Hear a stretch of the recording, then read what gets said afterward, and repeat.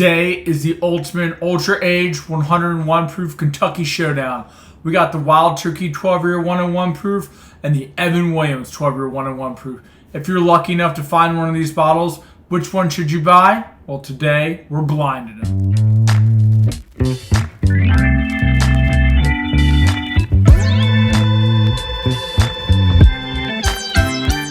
Welcome back to another episode of Neat Bourbon. My name's Tanner, and today is a battle for the ages because we are putting these two bottles head to head in a blind battle to see which one comes out on top.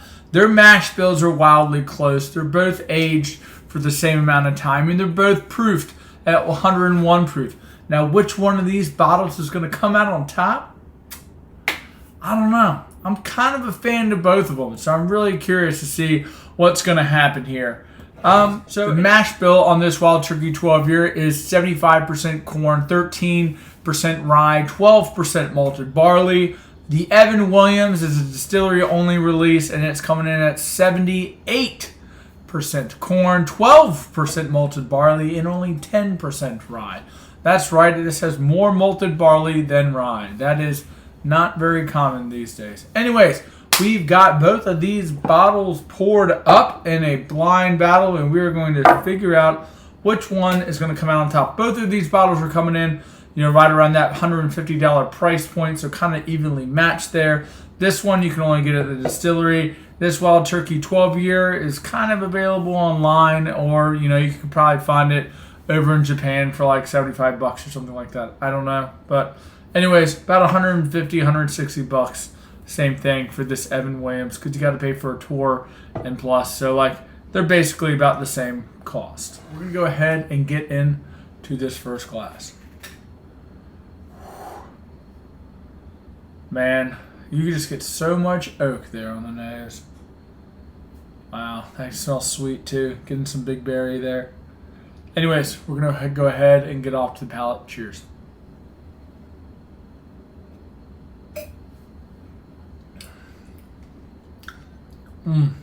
Man. That is very good. That is very oak forward. It's a sweet oak, which is the type of oak that I personally love. You're getting a little bit of that berry sweetness there in there as well. Damn. Yeah. I don't know. I mean, that's just kind of right up my alley there. So yeah, that one is going to be a tough one to beat. Anyway, go over to glass 2. Ooh, wow. Man, that is a lot richer.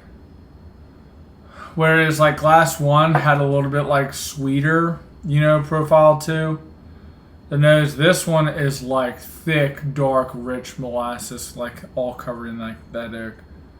That's what I mean, but just darker and richer, on the darker side, not picking up the same amount of fruit at all. Anyways, off to the palate. Cheers.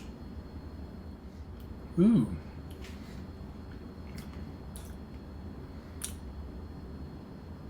Interesting. This one is, again, very sweet, but there's a lot more vanilla there with a little bit of brown sugar. How deep, dense, and rich that nose was, it really came across on the palate a little bit thinner than for how rich that nose was. And then that oak was definitely very strong there, but on the back end it was slightly drying and a scotch bitter, whereas the first glass, from just my first time tasting it, was much more luscious and more viscous. I had a little bit more amped up viscosity because you had that like cherry sweetness there, kind of in the middle there, kind of helping it out. Whereas I thought the mid palate on 2 was slightly thinner than glass 1. Anyways, I'm going to be going back and forth through these, and then we can regroup for my final thoughts.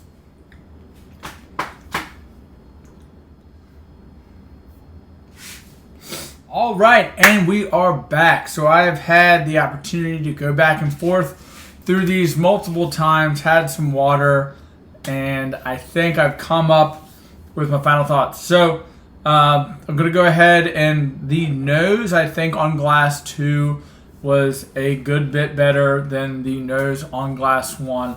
And then after going back and forth through these, that bitterness that I was getting on that oak like really had gone away. So I think that was just kind of like the first sip impressions, because I was not getting that bitterness oak after the first sip. There was a hint of like a nutty profile that I was able to pick up on both of those. But ultimately, I thought that the viscosity was a little bit more amped up on glass 1 than glass 2, lacking from glass 2, and I thought the mid palate on glass 2 was slightly thin compared to glass 1. So I'm going to go ahead and give the nod to glass 1. Although the nose was incredible, I thought on glass 2, ultimately it's going to come down to how well it drinks. And I thought that it drank a little bit. I thought glass 1 drank enough better over glass 2 to outweigh the lack of a nose. So anyways, I think that glass 1 is going to be the Wild Turkey and glass 2 is the Evan Williams. Let's see how we did.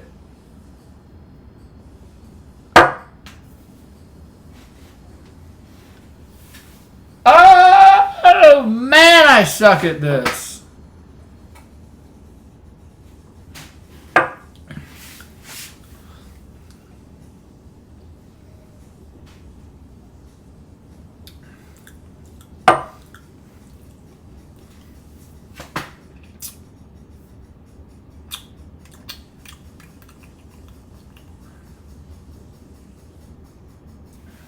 Man, all right, guys. Well, that's why you got to do these blinds.